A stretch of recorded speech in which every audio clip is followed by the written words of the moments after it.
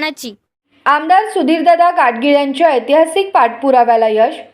सांगली बाजार समितीच्या त्रिभाजनाची अधिसूचना जारी। सांगली चेंबर ऑफ कॉमर्स व मार्केट यार्डमधील व्यापाऱ्यांकडून आनंदोत्सव। आमदार सुधीरदादा गाडगीळ यांचे मानले आभार। सांगली सोमवार दिनांक 6 एप्रिल 2026 सांगली कृषी उत्पन्न बाजार समितीचे त्रिभाजन करून कवठे महाकाळ आणि जत तालुक्यासाठी स्वतंत्र बाजार समित्या स्थापन करण्याबाबतची अधिकृत अधिसूचना आज जिल्हा उपनिबंधक कार्यालयाकडून निर्गमित करण्यात आली। या निर्णयामुळे सांगलीतील व्यापारी आणि शेतकऱ्यांची अनेक वर्षांची मागणी पूर्ण झाली असून यासाठी सांगली चेंबर ऑफ कॉमर्स आणि आमदार सुधीरदादा गाडगीळ यांनी केलेल्या एकत्रित पाठपुराव्याला मोठे यश आले आहे। सांगली कृषी उत्पन्न बाजार समितीचे त्रिभाजन करून कवठे महाकाळ आणि जत तालुक्यासाठी स्वतंत्र बाजार समित्या स्थापन करण्याबाबतची अधिकृत अधिसूचना आज निर्गमित करण्यात आली।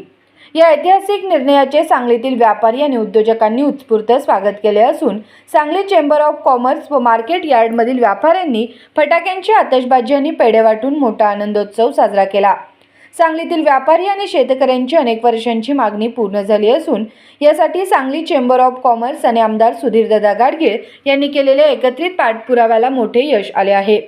सांगली बाजार समितीच्या त्रिभाजनासाठी सांगली चेंबर ऑफ कॉमर्सचे अध्यक्ष श्री अमरसिंह देसाई, श्री समीर साखरे, श्री शरद चहा आणि सर्व चेंबर डायरेक्टर आणि सभासद पदाधिकाऱ्यांनी आमदार सुधीरदादा गाडगीळ यांची भेट घेऊन त्यांना सविस्तर निवेदन दिले होते।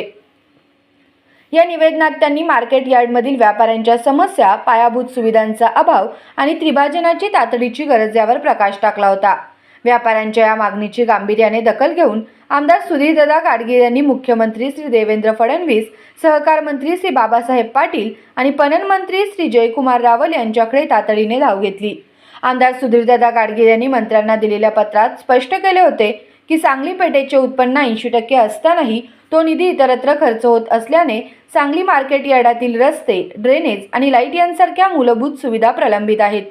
त्यांनी मुख्यमंत्री श्री देवेंद्र फडणवीस, सहकार मंत्री श्री बाबासाहेब पाटील आणि पणन मंत्री श्री जयकुमार रावल यांची सक्षम भेट घेऊन या तांत्रिक अडचणी दूर केल्या। त्रिभाजनाचा निर्णय जाहीर होताच मार्केट यार्डमध्ये व्यापाऱ्यांनी फटाक्यांची आतषबाजी आणि पेढे वाटून मोठा आनंदोत्सव साजरा केला। सांगली चेंबर ऑफ कॉमर्सच्या पदाधिकाऱ्यांनी आमदार गाडगीळ यांचे आभार मानताना म्हटले की आमदार महोदयांनी थेट मंत्रालय स्तरावर जाऊन हा प्रश्न मार्गी लावला।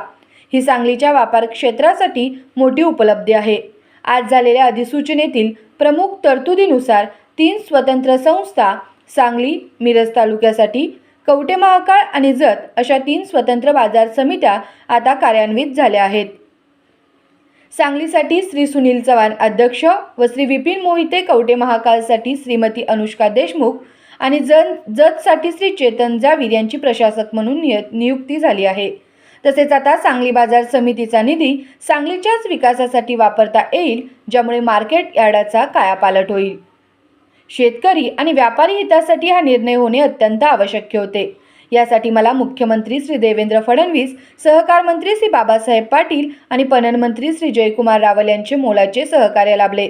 जत आणि कवठे महाकाळला स्वतंत्र ओळख मिळाल्याने आता सांगली बाजार समितीचा विकास अधिक नियोजनबद्ध पद्धतीने करता येईल। आता सांगली बाजार समितीला आधुनिक बनवण्यावर आमचा भर राहील, असे मत आमदार सुधीरदादा गाडगीळ यांनी व्यक्त केले।